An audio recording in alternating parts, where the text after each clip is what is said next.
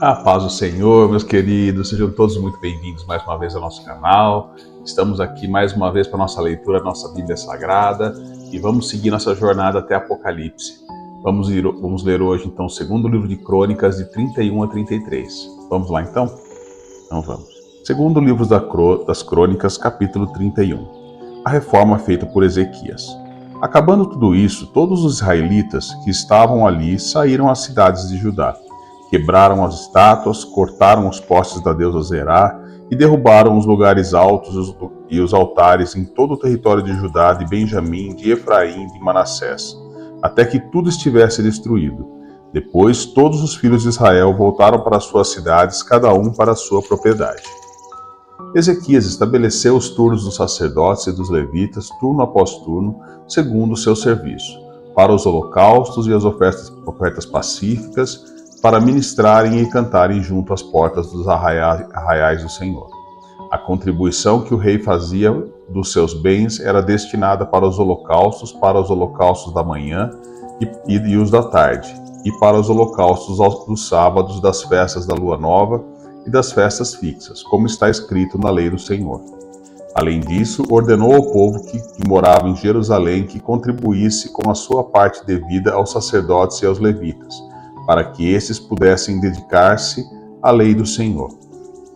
Logo que se divulgou esta ordem, os filhos de Israel trouxeram em abundância as primícias do cereal, do vinho, do azeite, do mel e de todo o produto do campo.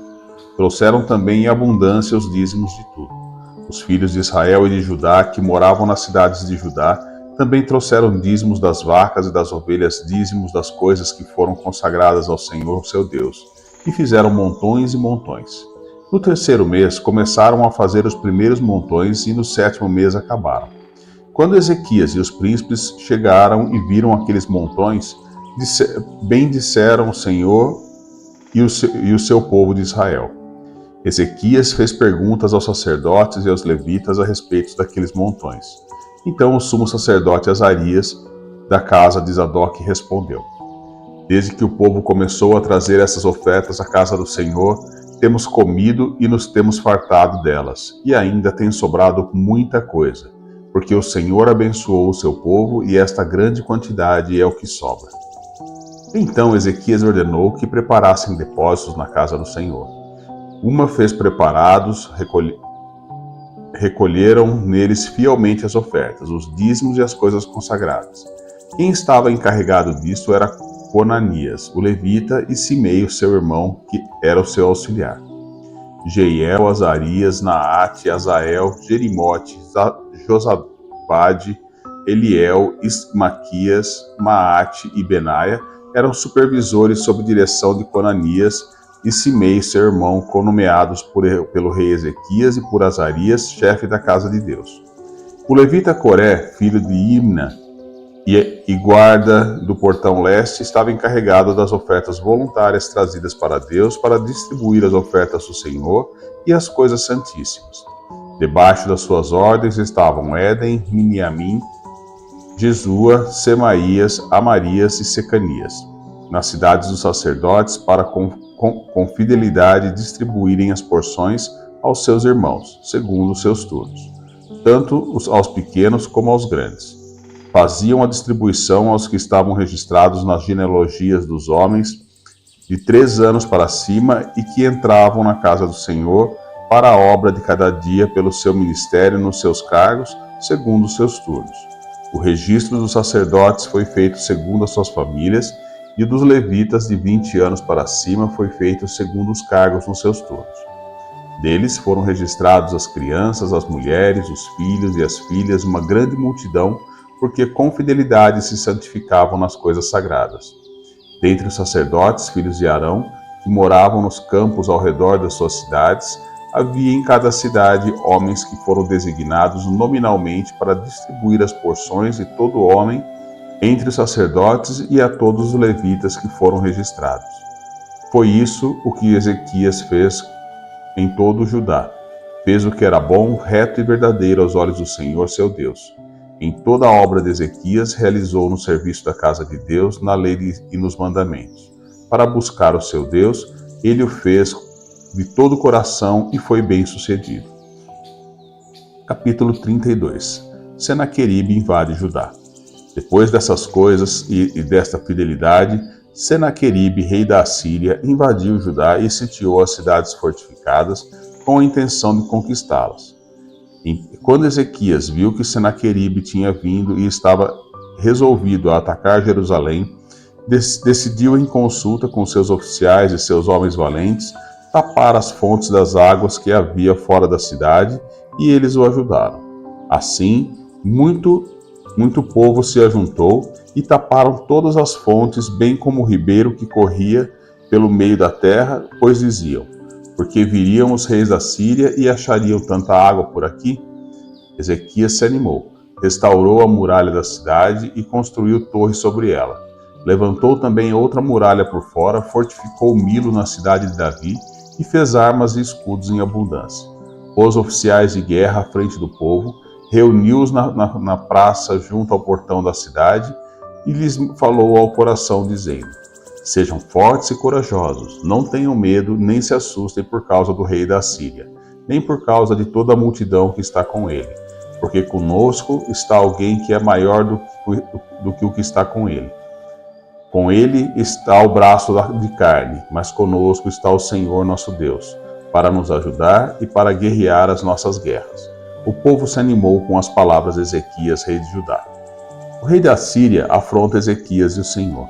Depois disso, quando Senaqueribe, rei da Síria, com todo o seu exército sitiava Laquis, ele enviou os seus servos a Ezequias, rei de Judá, e a todo o povo de Judá que estavam em Jerusalém, dizendo: assim diz Senaqueribe, rei da Síria: em que vocês confiam? Vocês estão aí em Jerusalém, que está sitiada? Por acaso não é Ezequias quem está incitando vocês para que morram de fome e de sede, dizendo: o Senhor nosso Deus nos livrará das mãos do rei da Síria? Não é Ezequias o mesmo que removeu os lugares altos e os altares do Senhor, dizendo a Judá e a Jerusalém: diante de um só altar vocês devem prostrar e apenas ele deve queimar incenso? Vocês não sabem que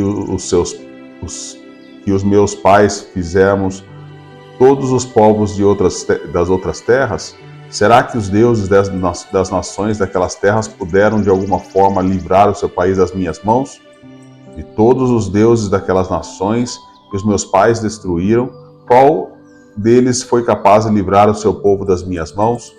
Então, como o Deus de vocês será capaz de livrá-los das minhas mãos? Portanto, não deixem agora que Ezequias os engane, nem que os incite assim.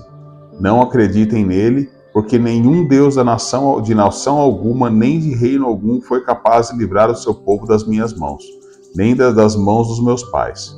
Muito menos o Deus de vocês será capaz de livrá-los das minhas mãos. Os servos de Senaqueribe falaram ainda mais contra o Senhor Deus e contra Ezequias, seu servo. Senaqueribe escreveu também cartas para blasfemar do Senhor Deus de Israel e para falar contra ele, dizendo: assim como os deuses das nações de outras terras não livraram o teu povo das minhas mãos, assim também o Deus de Ezequias não livrará o seu povo das minhas mãos. Os servos gritaram bem alto em hebraico ao povo de Jerusalém, que estava sobre a muralha, para atemorizar e os perturbar, para tomarem a cidade. Falaram do Deus de Jerusalém como falavam dos deuses dos povos da terra, que são obras das mãos dos homens. A destruição do exército dos assírios. Então o rei Ezequias e o profeta Isaías, filho de Amós, oraram por causa disso e clamaram ao céu.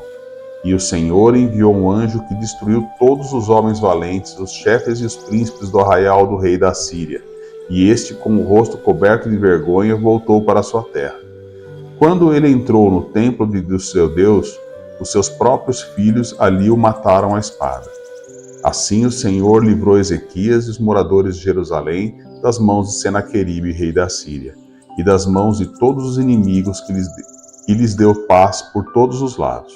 Muitos traziam presentes a Jerusalém ao Senhor e as coisas preciosíssimas a Ezequias, rei de Judá, de modo que, depois disso, foi exaltado à vista de todas as nações. A doença de Ezequias. Por esse tempo, Ezequias adoeceu de uma enfermidade mortal. Então orou ao Senhor, que lhe falou e lhe deu um sinal. Mas Ezequias não correspondeu aos benefícios que lhe foram feitos, pois o seu coração se exaltou. Por isso veio grande ira sobre ele e sobre Judá e Jerusalém. Porém Ezequias se humilhou por se ter exaltado o seu coração, ele e os moradores de Jerusalém, e a ira do Senhor não veio sobre eles nos dias de Ezequias. Ezequias teve riquezas e glória e grande abundância, construiu depósitos para guardar a prata, o ouro, as pedras preciosas, as especiarias, os escudos e todos os objetos de valor. Também construiu armazéns para a colheita do cereal, do vinho e do azeite, estrebarias para toda espécie de animais e currais para os rebanhos. Edificou cidades e teve ovelhas e vacas em abundância, porque Deus lhe tinha dado muitos bens. Também o mesmo Ezequias tapou o manancial superior das águas de Gion e as canalizou para o oeste da cidade de Davi. Ezequias prosperou em toda a sua obra. Mas, quando os embaixadores dos príncipes da Babilônia lhe foram enviados para se informarem a respeito do prodígio que tinha acontecido na terra, Deus o desamparou para prová-lo e para saber tudo o que havia no coração dele. A morte de Ezequias. Quanto aos demais atos de Ezequias e as suas obras de misericórdia, está tudo escrito na visão do profeta Isaías, filho de Amós, e no livro da história dos reis de Judá e de Israel. Ezequias morreu e foi sepultado na subida para o túmulo dos filhos de Davi. Todo o povo de Judá e os moradores de Jerusalém lhe prestaram honras na sua morte, e Manassés, seu filho, reinou em seu lugar. Capítulo 33. O reinado de Manassés de Judá. Manassés tinha 12 anos de idade quando começou a reinar e reinou 55 anos em Jerusalém. Fez o que era mal aos olhos do Senhor, segundo as coisas abomináveis das nações que o Senhor havia expulsado de diante dos filhos de Israel. Pois reconstruiu os lugares altos que Ezequias seu pai havia derrubado, levantou altares aos Baalaíns, fez postes da deusa Zerá, prostrou-se diante de todo o exército dos céus e o serviu. Edificou altares na casa do Senhor, a respeito da qual o Senhor tinha dito: em Jerusalém porei o meu nome para sempre. Também edificou altares a todo o exército dos céus nos 2 átrios da casa do Senhor.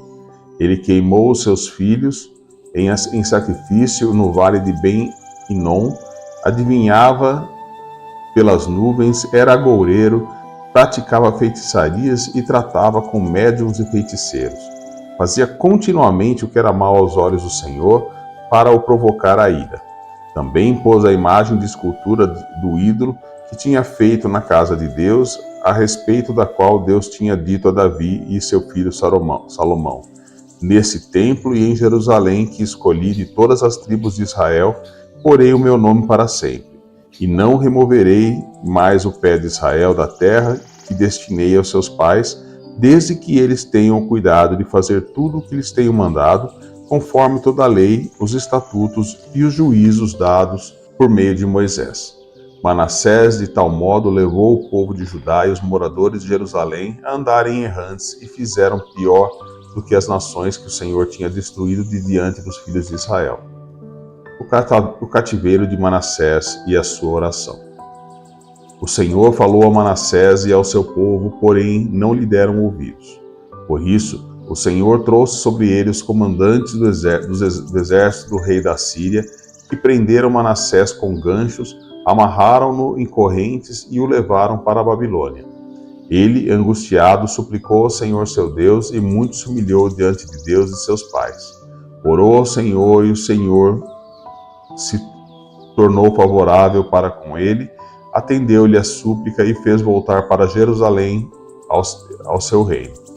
Então Manassés reconheceu que o Senhor é Deus. Depois disso, Manassés construiu a muralha de fora da cidade de Davi, a oeste de Gion, no vale, e a entrada do portão dos peixes. Abrangendo Afel, ele fez uma muralha bem alta. Também pôs chefes militares em todas as cidades fortificadas de Judá. Tirou da casa do Senhor os deuses estranhos e o ídolo, bem como todos os altares que havia construído no monte da casa do Senhor e em Jerusalém. e os lançou fora da cidade. Restaurou o altar do Senhor, sacrificou sobre ele ofertas pacíficas e de ação de graças ordenou Judá que servisse o Senhor Deus de Israel, porém o povo ainda sacrificava nos lugares altos, mas somente ao Senhor seu Deus. A morte de Manassés. Quanto aos demais atos de Manassés e a sua oração ao Deus e as palavras dos videntes que falaram em nome do Senhor, Deus de Israel, está tudo escrito na história dos reis de Israel. A sua oração e como Deus se tornou favorável para com ele, todo o seu pecado e a sua transgressão, e os locais onde edificou lugares altos e colocou posta a Deus Azerá e imagens de escultura antes que se humilhasse, eis que está tudo escrito na história dos videntes. Manassés morreu e foi sepultado na sua própria casa, e Amon, seu filho, reinou em seu lugar.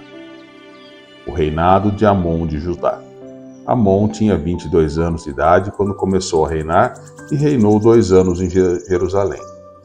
Fez o que era mal aos olhos do Senhor, como Manassés seu pai havia feito, ofereceu sacrifícios a todas as imagens de escultura que Manassés seu pai tinha feito e as serviu. Mas não se humilhou diante do Senhor como Manassés seu pai tinha se humilhado. Pelo contrário, Amon se tornou mais e mais culpável.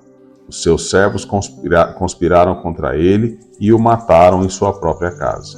Porém, o povo daquela terra matou todos os que conspiraram contra o rei Amon e proclamou Josias, filho de Amon, rei em seu lugar. Terminamos então mais um dia. Fiquem todos com a paz do Senhor. Um ótimo dia abençoado em nome de Jesus. Amém. Senhor Todo-Poderoso, Tua palavra hoje nos mostra que a verdadeira adoração produz generosidade e ordem, como nos dias de Ezequias. Dá-nos, Pai, um coração que contribua com alegria e que sirva com integridade, para que a Tua casa seja sempre suprida. Quando as ameaças se levantarem, como as que fez Senaqueribe, ensina-nos a dobrar os joelhos antes de empunhar a espada. Que a nossa confiança esteja sempre em Ti e não em força humana. E quando vierem vitórias, guarda-nos do orgulho de Ezequias, para que a glória seja somente do Senhor. Deus de misericórdia, hoje também aprendemos com Manassés que não há abismo profundo demais para o Teu perdão. Se pecamos, leva-nos ao arrependimento sincero e restaura-nos com a Tua graça. Que a nossa vida seja marcada por humilhação diante da cruz. Que Jesus seja o centro de nossa esperança, o Cordeiro que nos purifica e o Rei que nos guia para toda a eternidade. Senhor Deus, nós lhe agradecemos, Senhor, e pedimos em nome de Jesus. Amém.